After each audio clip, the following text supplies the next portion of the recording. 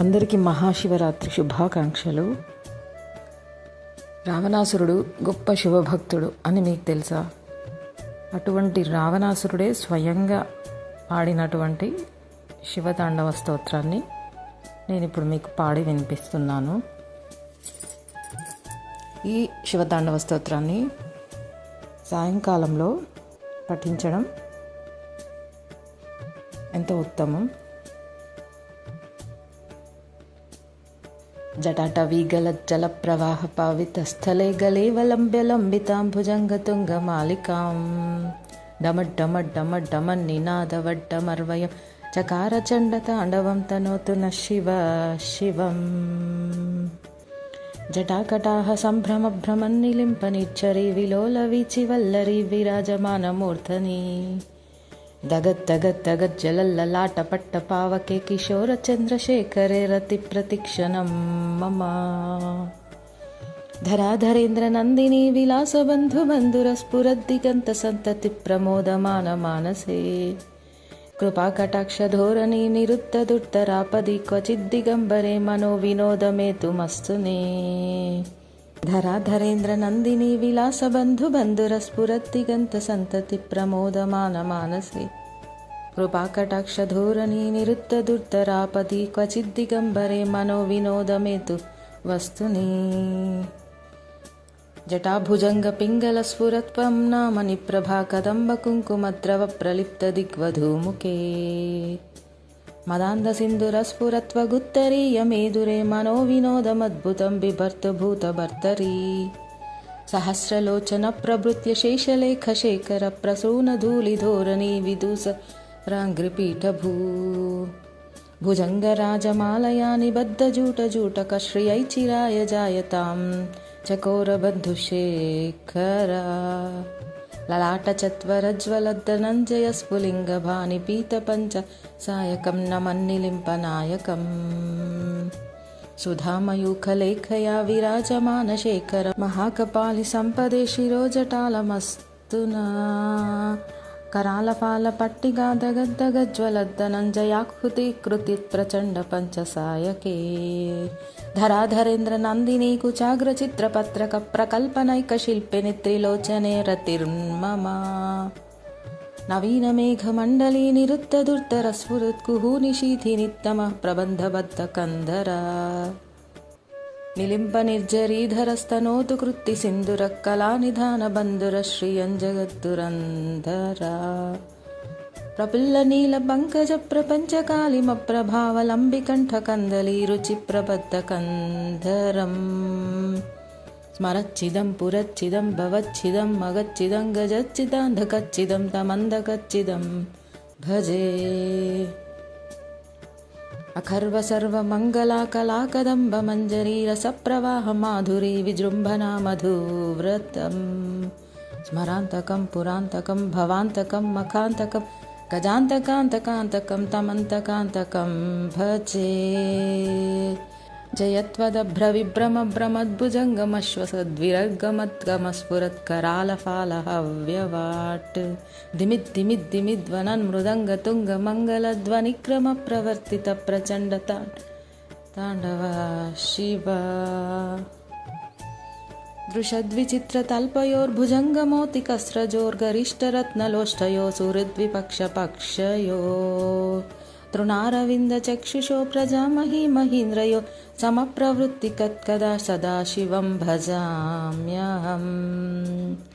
కదా నిలింప నిర్జరీ నికుంజకోటరే వసన్ విముక్త దుర్మతి సదా శిరస్థమంజలిం వహన్. పూజావసాన సమయే దశవక్త్రగీతం యః శంభుపూజానపరం పఠతి ప్రదోషే తస్య స్థిరాం రథ గజేంద్ర తురంగయుక్తాం లక్ష్మీం సదైవ సుముఖీం ప్రదదాతి శంభుః.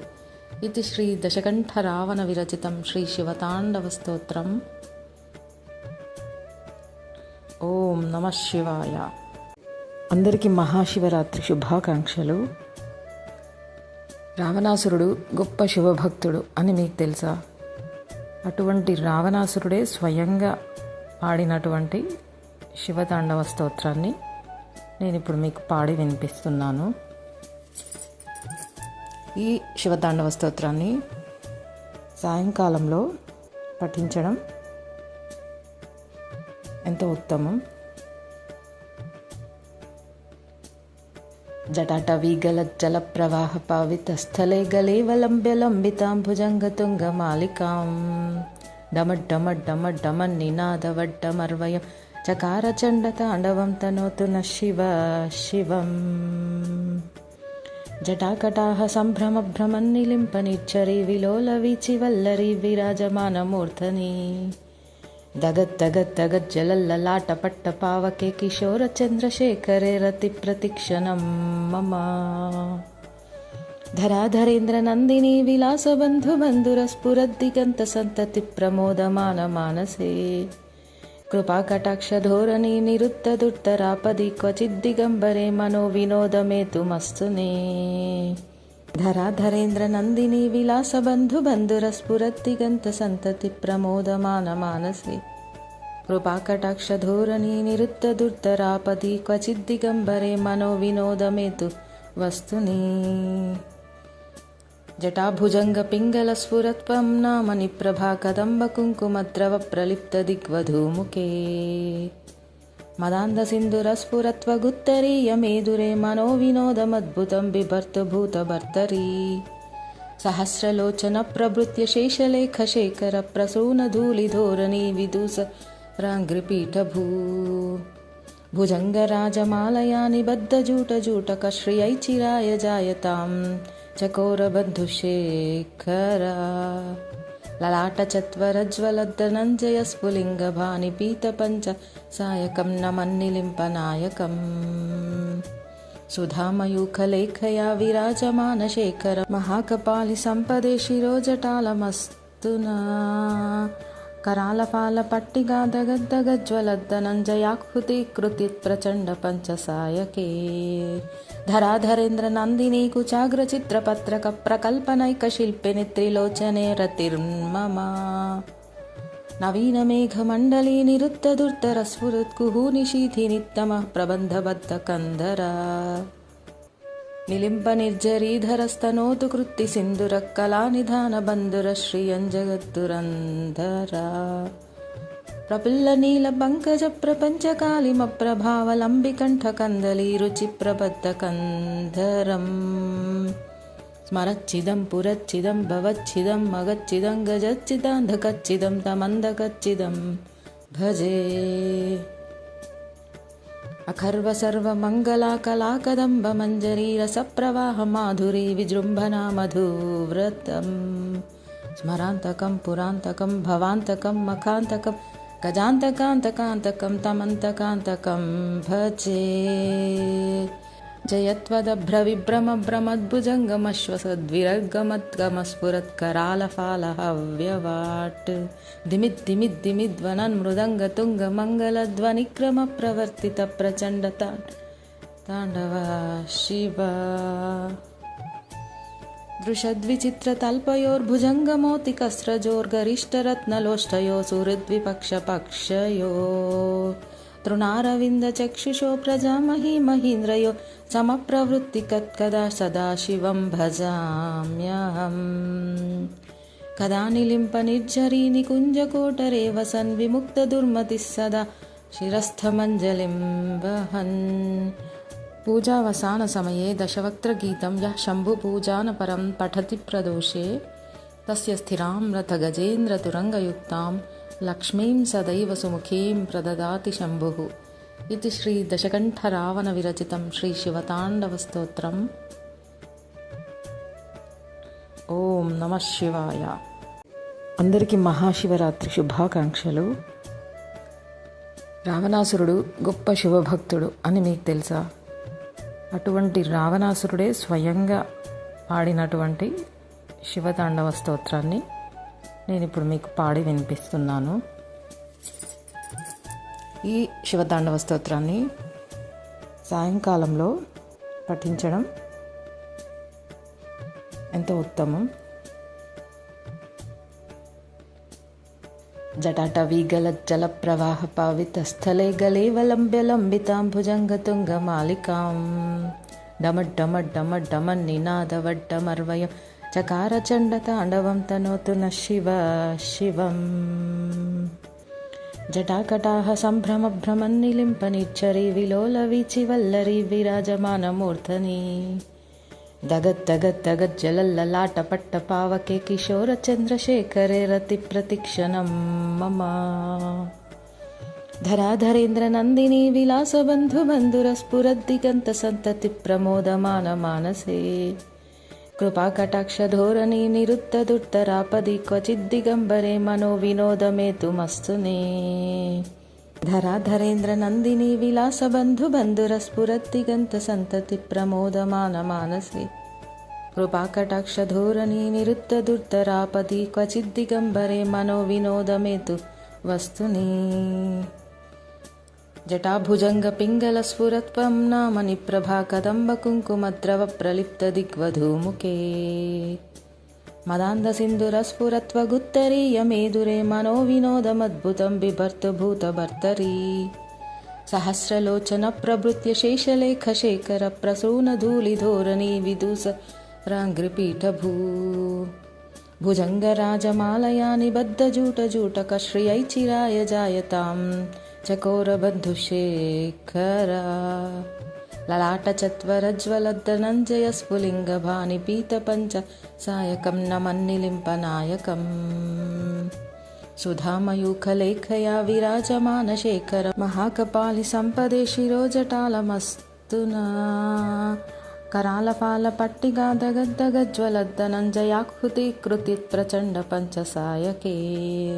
धराधरेन्द्र नन्दिनी कुचाग्रचित्रपत्रक प्रकल्पनैकशिल्पिनि त्रिलोचने रतिर्मम. नवीनमेघमण्डली निरुत्तदुर्तरस्फुरत्कुहूनिशीथि नित्यमः प्रबन्धबद्धकन्धरा. निलिम्प निर्जरीधरस्तनोतु कृत्ति सिन्धुरः कलानिधानबन्धुरश्रियं जगद्दुरन्धरा. प्रफुल्लनीलपङ्कज प्रपञ्चकालिमप्रभावलम्बिकण्ठकन्दलीरुचिप्रबद्धकन्धरम्. स्मरच्चिदं पुरच्चिदं भवच्चिदं मगच्चिदं गजच्चिदान्धकच्चिदं तमन्धकच्चिदं भजे. अखर्व सर्वमङ्गला कला कदम्ब मञ्जरी रसप्रवाह माधुरी विजृम्भणा मधुव्रतम्. स्मरान्तकं पुरान्तकं भवान्तकं मखान्तकं गजान्तकान्तकान्तकं तमन्तकान्तकं भजे.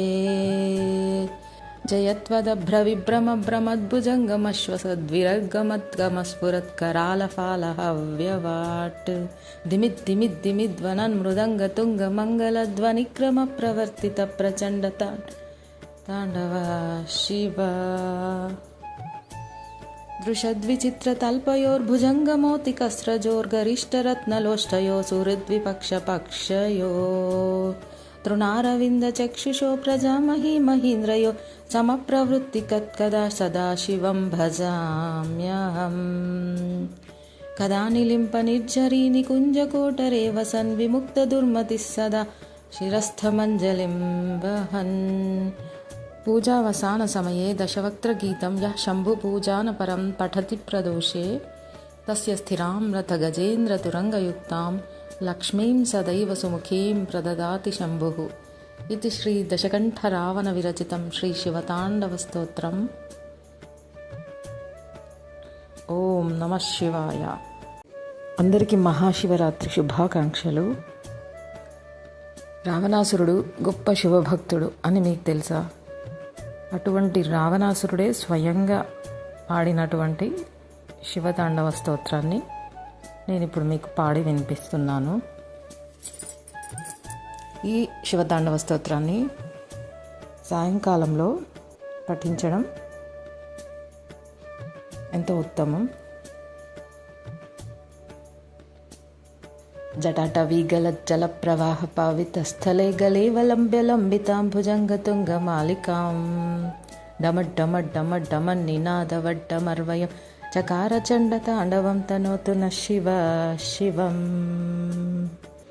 జటాకటాహ సంభ్రమభ్రమన్నిలింప నిర్ఝరీ విలోలవీచి వల్లరీ విరాజమానమూర్ధని.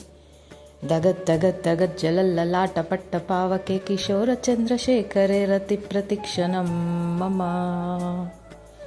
धराधरेन्द्रनन्दिनी विलासबन्धुबन्धुरस्फुरद्दिगन्तसन्ततिप्रमोदमानमानसे कृपाकटाक्षधोरणी निरुद्धदुर्धरापदि क्वचिद्दिगम्बरे मनोविनोदमेतुमस्तु मे धराधरेन्द्रनन्दिनी विलासबन्धुबन्धुरस्फुरद्दिगन्तसन्ततिप्रमोदमानमानसे कृपाकटाक्षधोरणी निरुद्धदुर्धरापदि क्वचिद्दिगम्बरे मनोविनोदमेतु वस्तुनि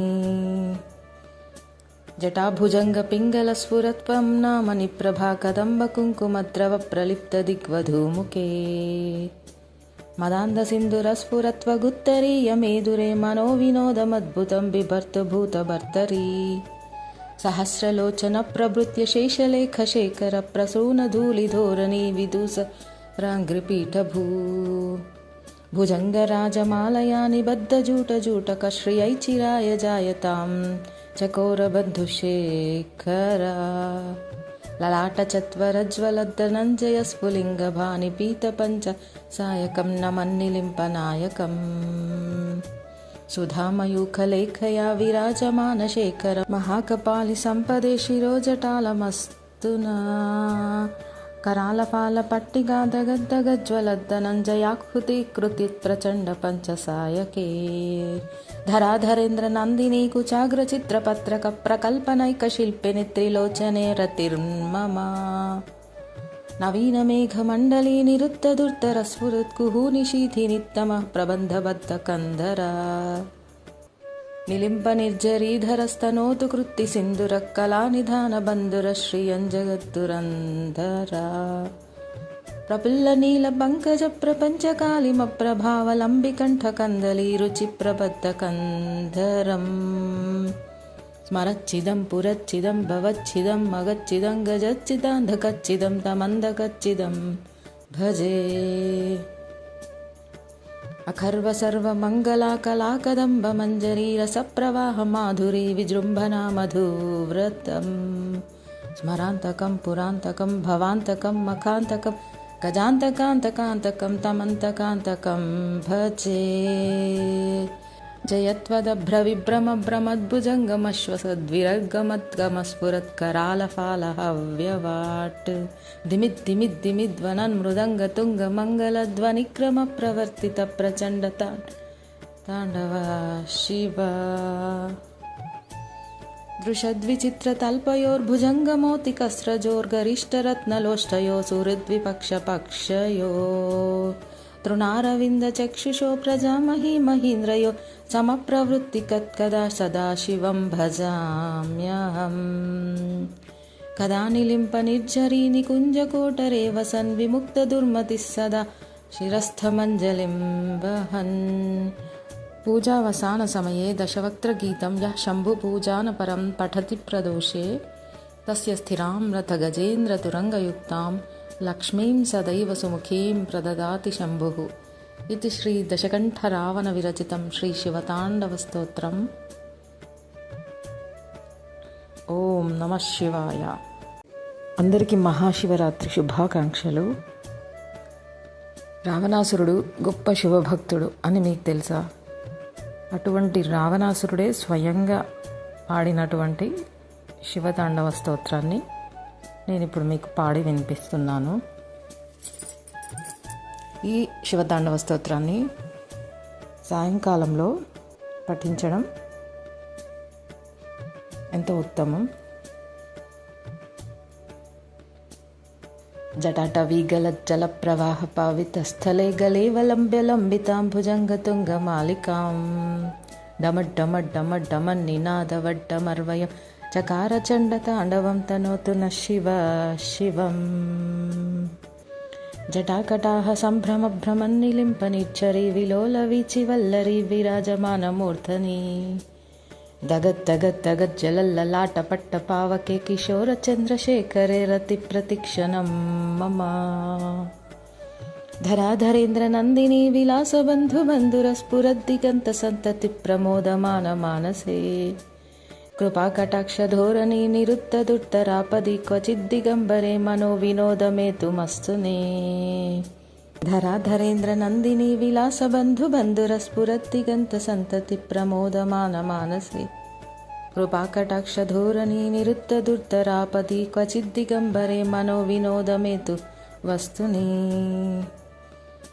जटाभुजङ्गपिङ्गलस्फुरत्वं नामनिप्रभा कदम्बकुङ्कुमद्रवप्रलिप्तदिग्वधूमुखे मदान्धसिन्धुरस्फुरत्वगुत्तरीयमेदुरे मनोविनोदमद्भुतं बिभर्तभूतभर्तरी सहस्रलोचनप्रभृत्य शेषलेखशेखरप्रसूनधूलिधोरणी विदूसराङ्घ्रिपीठभू भुजङ्गराजमालया निबद्धजूटजूटकश्रियै चिराय जायतां चकोरबन्धुशेखरा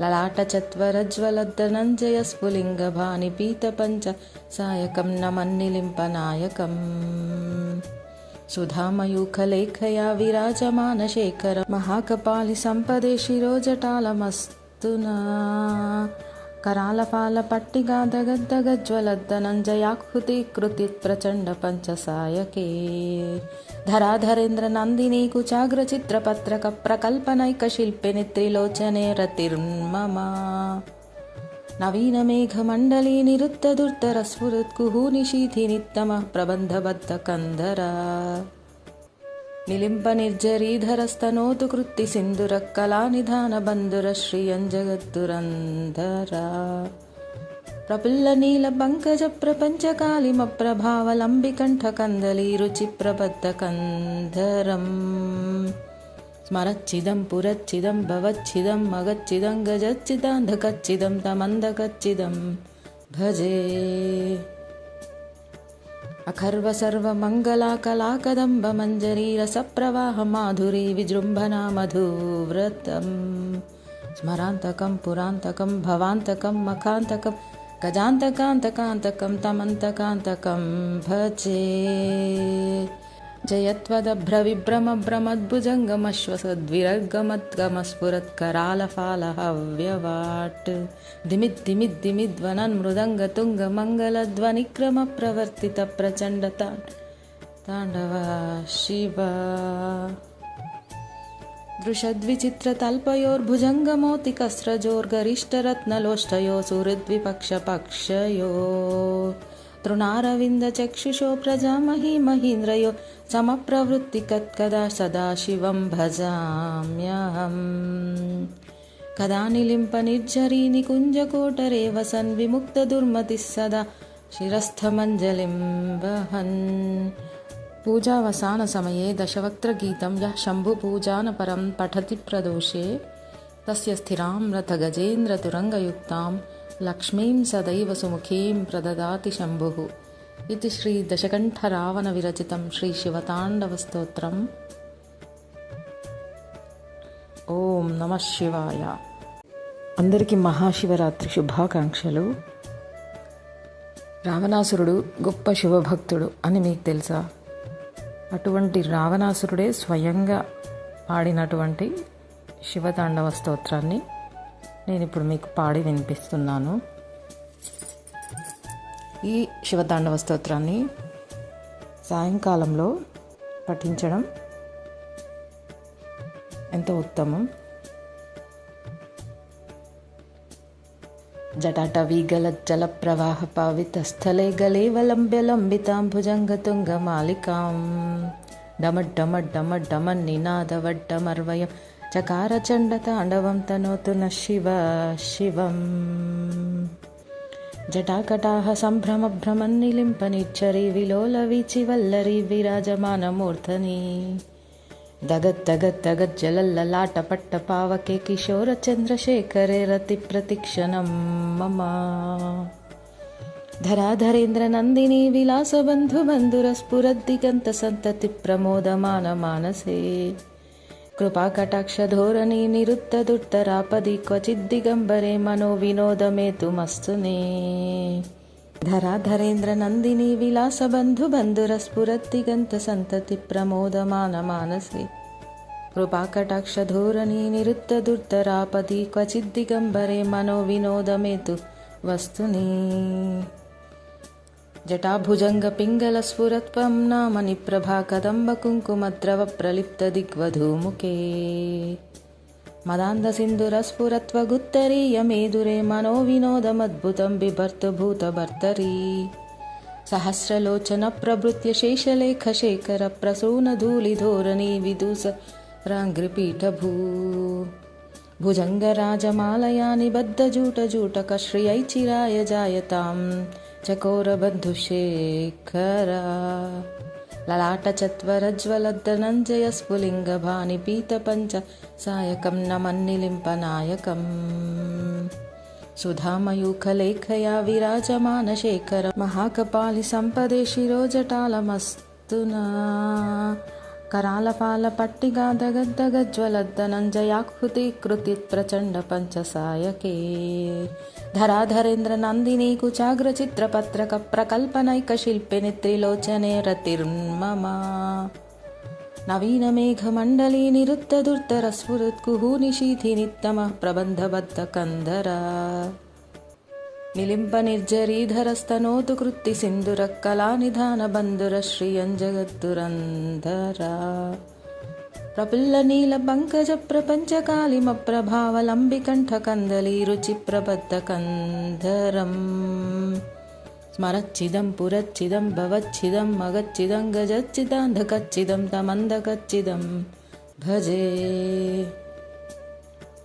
अखर्वसर्वमङ्गलाकलाकदम्बमञ्जरी रसप्रवाहमाधुरी विजृम्भणा मधुव्रतम् स्मरान्तकं पुरान्तकं भवान्तकं मखान्तकं गजान्तकान्तकान्तकं तमन्तकान्तकं भजे जयत्वदभ्रविभ्रमभ्रमद्भुजङ्गमश्वसद्विरर्गमद्गमस्फुरत्करालफालहव्यवाट् दिमिद्दिमिद्दिमिद्वनन्मृदङ्गतुङ्गमङ्गलध्वनिक्रमप्रवर्तितप्रचण्डताण्डव शिव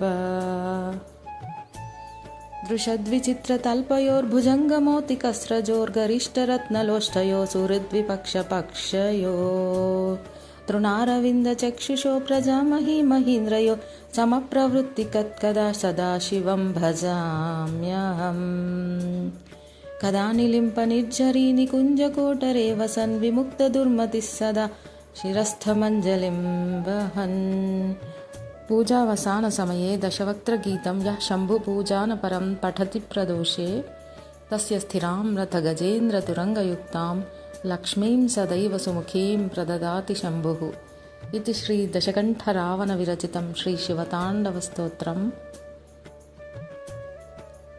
ఓం నమః శివాయ. అందరికీ మహాశివరాత్రి శుభాకాంక్షలు. రావణాసురుడు గొప్ప శివభక్తుడు అని మీకు తెలుసా? అటువంటి రావణాసురుడే స్వయంగా పాడినటువంటి శివతాండవ స్తోత్రాన్ని నేను ఇప్పుడు మీకు పాడి వినిపిస్తున్నాను. ఈ శివతాండవ స్తోత్రాన్ని సాయంకాలంలో పఠించడం ఎంతో ఉత్తమం.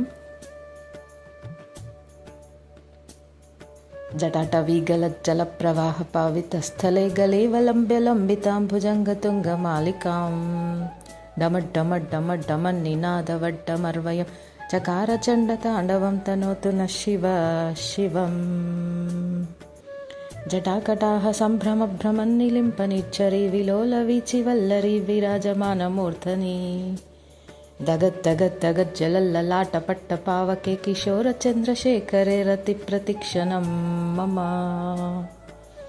ధరాధరేంద్రనందినీ విలాసబంధుబంధురస్ఫురద్దిగంతసంతతి ప్రమోదమానమానసే కృపాకటాక్షధోరణీ నిరుద్ధదుర్ధరాపది క్వచిద్దిగంబరే మనోవినోదమేతుమస్తునే. ధరాధరేంద్రనందినీ విలాసబంధుబంధురస్ఫురద్దిగంతసంతతి ప్రమోదమానమానసే కృపాకటాక్షధోరణీ నిరుద్ధదుర్ధరాపది క్వచిద్దిగంబరే మనోవినోదమేతు వస్తునే. జటాభుజంగపింగళస్ఫురత్వం నామని ప్రభాకదంబకుంకుమద్రవప్రలిప్తదిగ్వధూముఖే మదాంధసిन्धुरस्फुरत्वगुत्तरीयमेदुरे मनोविनोदमद्भुतं बिभर्तुभूतभर्तरी सहस्रलोचनप्रभृत्य शेषलेखशेखरप्रसूनधूलिधोरणी विदूसराङ्घ्रिपीठभू भुजङ्गराजमालया निबद्धजूटजूटकश्रियैचिराय जायतां చకోరబద్ధుశేఖరా లలాటచత్వరజ్వలద్ధనంజయస్ఫులింగభాని పీతపంచ సాయకం నమన్నిలింపనాయకం సుధామయూఖలేఖయా విరాజమానశేఖర మహాకపాలి సంపదే శిరోజటాలమస్తునా करालपाल पट्टिगादगद्दगज्वलद्धनञ्जयाकृति प्रचण्ड पञ्चसायके धराधरेन्द्र नन्दिनी कुचाग्रचित्रपत्रक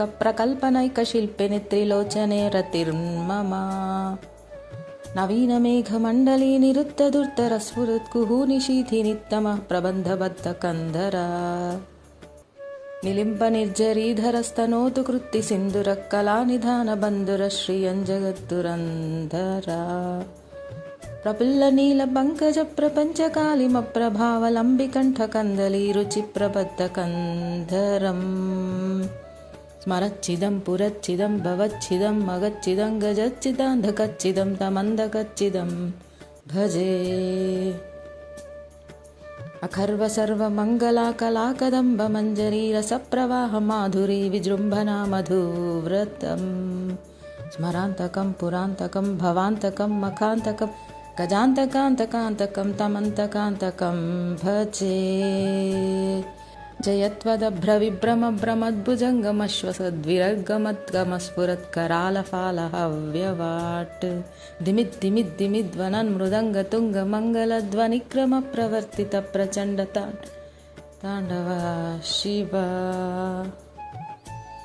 दृशद्विचित्रतल्पयोर्भुजङ्गमोतिकस्रजोर्गरिष्ठरत्नलोष्ठयो सुहृद्विपक्षपक्षयो तृणारविन्द चक्षुषो प्रजामही महीन्द्रयो समप्रवृत्तिकत्कदा सदा शिवं भजाम्यहम् कदा निलिम्प निर्झरी निकुञ्जकोटरे वसन् विमुक्तदुर्मतिः सदा शिरस्थमञ्जलिं वहन् पूजावसानसमये दशवक्त्रगीतं यः शम्भुपूजानपरं पठति प्रदोषे तस्य स्थिरां रथगजेन्द्रतुरङ्गयुक्तां लक्ष्मीं सदैव सुमुखीं प्रददाति शम्भुः इति श्री दशकण्ठरावणविरचितं श्रीशिवताण्डवस्तोत्रम्। ఓం నమః శివాయ. అందరికీ మహాశివరాత్రి శుభాకాంక్షలు. రావణాసురుడు గొప్ప శివభక్తుడు అని మీకు తెలుసా? అటువంటి రావణాసురుడే స్వయంగా పాడినటువంటి శివతాండవ స్తోత్రాన్ని నేను ఇప్పుడు మీకు పాడి వినిపిస్తున్నాను. ఈ శివతాండవ స్తోత్రాన్ని సాయంకాలంలో పఠించడం ఎంతో ఉత్తమం. జటాటవీగలజ్జల ప్రవాహ పావితస్థలే గలేవలంబ్యలంబితాం భుజంగతుంగమాలికాం డమడ్డమడ్డమడ్డమన్నినాదవడ్డమర్వయం చకారచండతాండవం తనోతు న శివ శివం. జటాకటాహ సంభ్రమభ్రమన్నిలింప నిర్చరీ విలోలవీచి వల్లరీ విరాజమానమూర్ధని దగద్దగద్దగజ్జలల్లలాటపట్టపావకే కిశోరచంద్రశేఖరే రతి ప్రతిక్షణం మమ. ధరాధరేంద్ర నందిని విలాసబంధుబంధురస్ఫురద్దిగంత సంతతి ప్రమోదమాన మానసే కృపాకటాక్షధోరణి నిరుద్ధదుర్ధరాపది క్వచిద్దిగంబరే మనో వినోదమేతుమస్తునే. ధరాధరేంద్ర నందిని విలాసబంధుబంధురస్ఫురద్దిగంత సంతతి ప్రమోదమాన మానసే కృపాకటాక్షధోరణి నిరుద్ధదుర్ధరాపది క్వచిద్దిగంబరే మనో వినోదమేతు వస్తుని. జటాభుజంగపింగళస్ఫురత్వం నామని ప్రభా కదంబ కుంకుమద్రవ ప్రలిప్త దిగ్వధూముఖే మదాంధసింధురస్ఫురత్వగుత్తరీయమేదురే మనో వినోదమద్భుతం బిభర్తుభూతభర్తరీ. సహస్రలోచన ప్రభృత్య శేషలేఖశేఖర ప్రసూనధూళిధోరణీ విదూసరాంఘ్రిపీఠభూ భుజంగరాజమాలయా నిబద్ధజూటజూటకశ్రియై చిరాయ జాయతాం చకోరబద్ధుశేఖరా లలాటచత్వరజ్వలద్ధనంజయస్ఫులింగభాని పీతపంచ సాయకం నమన్నిలింపనాయకం సుధామయూఖలేఖయా విరాజమానశేఖర మహాకపాలి సంపదే శిరోజటాలమస్తునా करालफालपट्टिगादगद्दगज्ज्वलद्धनञ्जयाकृतिकृति प्रचण्ड पञ्चसायके धराधरेन्द्रनन्दिनी कुचाग्रचित्रपत्रकप्रकल्पनैकशिल्पिनि त्रिलोचने रतिर्मम नवीनमेघमण्डली निरुद्धदुर्धरस्फुरत्कुहूनिशीथिनित्तमः प्रबन्धबद्धकन्धरा निलिम्पनिर्झरीधरस्तनोतु कृत्तिसिन्धुरः कलानिधानबन्धुरश्रियञ्जगद्दुरन्धरा प्रफुल्लनीलपङ्कजप्रपञ्चकालिमप्रभावलम्बिकण्ठकन्दलीरुचिप्रबद्धकन्धरम् स्मरच्चिदं पुरच्चिदं भवच्चिदं मगच्चिदं गजच्चिदान्धकच्चिदं तमन्धकच्चिदं भजे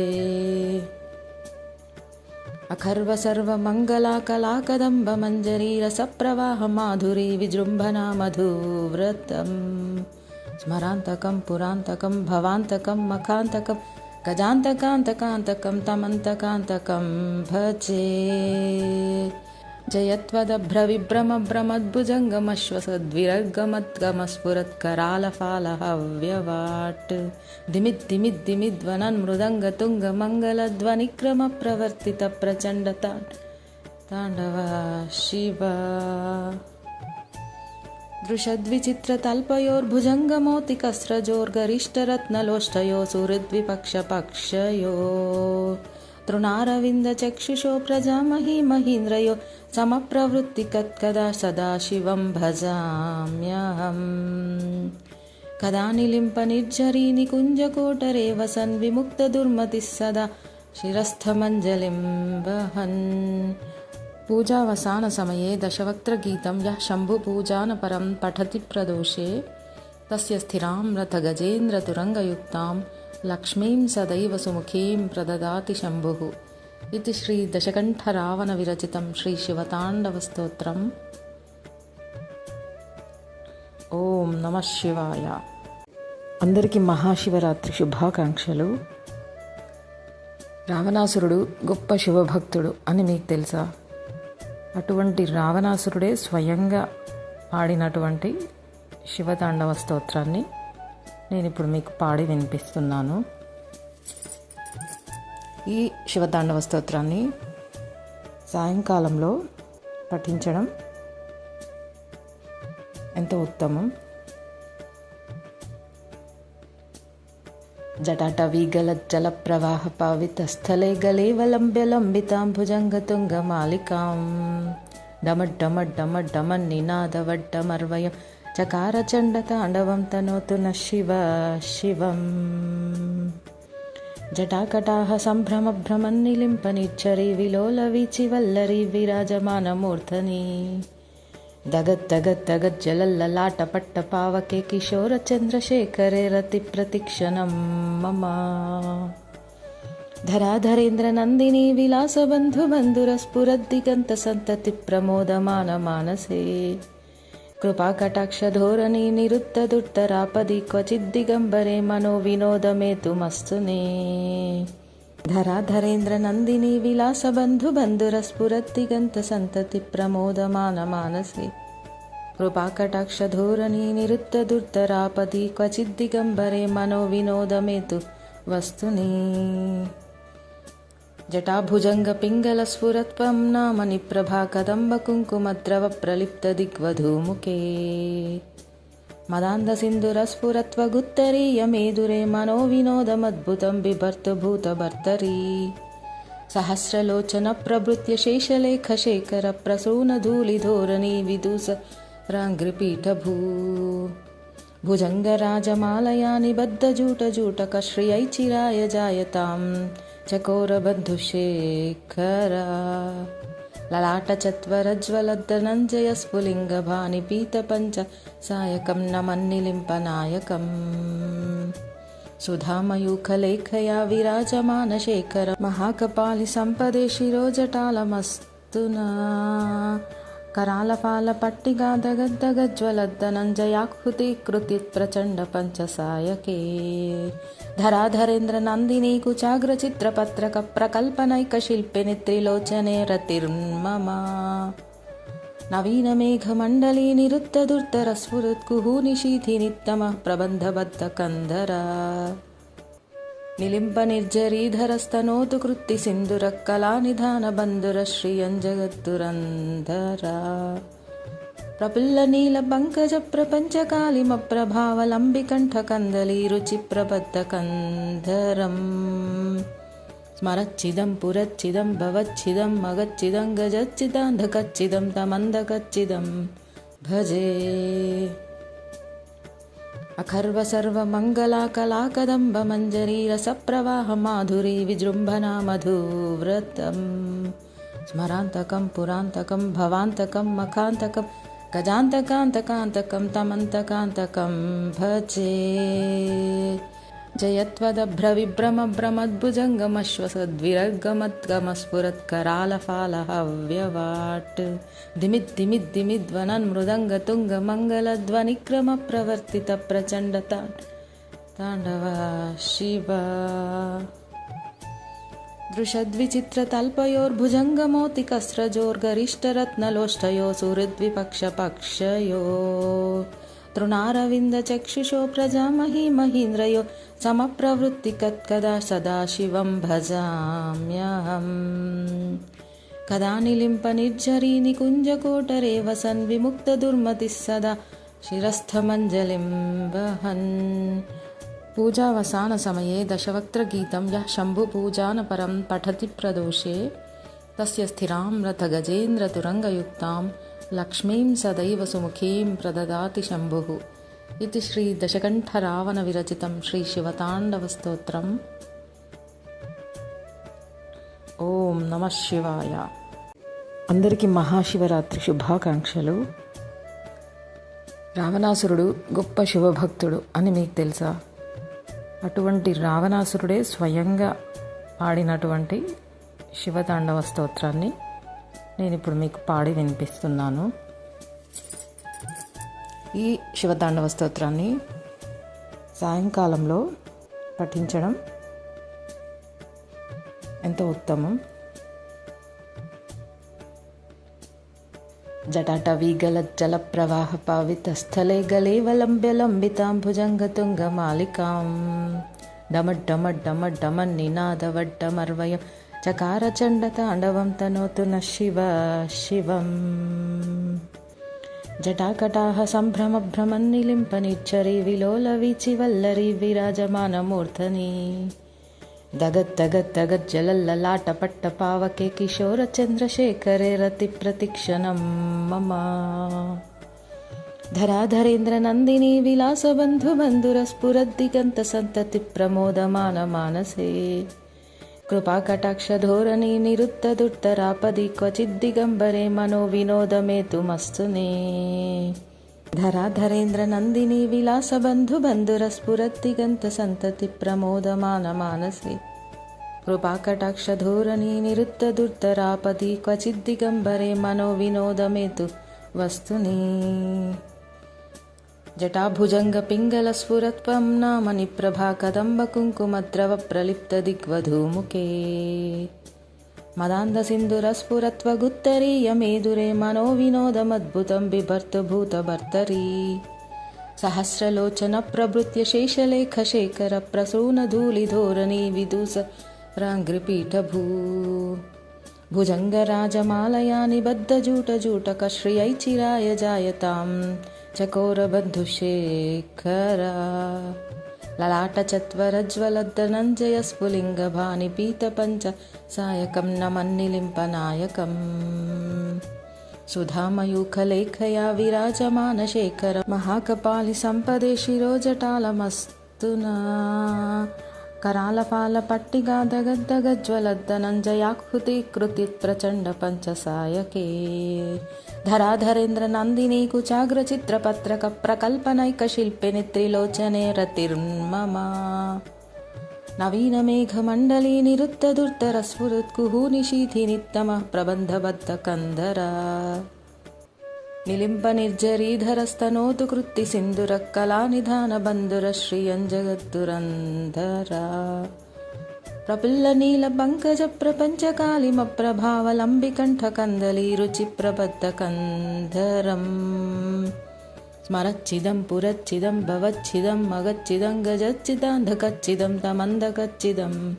भजे।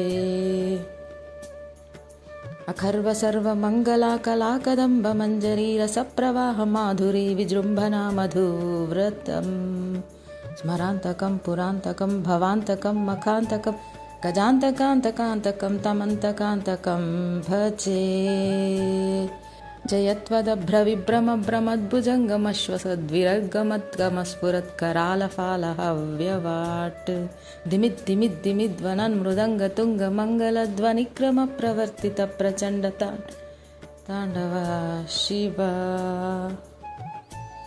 दृशद्विचित्रतल्पयोर्भुजङ्गमौतिकस्रजोर्गरिष्ठरत्नलोष्ठयो सुहृद्विपक्षपक्षयो तृणारविन्दचक्षुषो प्रजामहि महीन्द्रयो समप्रवृत्तिकत्कदा सदाशिवं भजाम्यहम्। कदा निलिम्पनिर्झरी निकुञ्जकोटरे वसन् विमुक्तदुर्मतिः सदा शिरस्थमञ्जलिं वहन्। पूजावसानसमये दशवक्त्रगीतं यः शम्भुपूजानपरं पठति प्रदोषे तस्य स्थिरां रथगजेन्द्रतुरङ्गयुक्तां लक्ष्मीं सदैव सुमुखीं प्रददाति शम्भुः इति श्रीदशकण्ठरावणविरचितं श्रीशिवताण्डवस्तोत्रम्। ॐ नमः शिवाय।